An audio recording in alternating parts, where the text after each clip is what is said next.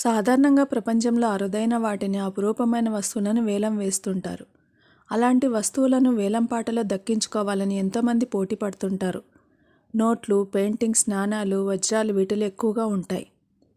1918 July 2వ తేదీన మద్యం, మందుగుండు సామాగ్రి, ఇంకా ఇతర వస్తువులు ఉన్న ఎస్ఎస్ షిలారా అనే ఒక పెద్ద ఓడ ముంబై నుండి లండన్కు వెళ్తోంది. అప్పుడు జర్మన్ యూబోట్ నుండి వచ్చిన ఒక మిస్సైల్ ఆ ఓడను ఢీకొట్టింది. దాని ధాటికి ఆ పెద్ద ఓడ ఐరిష్ సముద్రంలో మునిగిపోయింది. ఆ ఓడ నుండి ఒడ్డుకు కొన్ని నోట్లు కొట్టుకుని వచ్చాయి. గవర్నమెంట్ ఆఫ్ ఇండియా నుండి జారీ చేయబడిన 10 రూపాయల నోట్లు 2 దొరికాయి.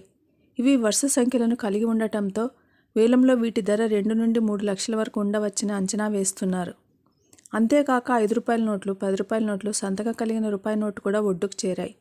అరుదైన ఈ నోట్లను నూనన్స్ మేఫేర్ అనే సంస్థ వేలం వేయబోతోంది. ఇవే కాకుండా 100 రూపాయల నోటు కూడా దొరికింది.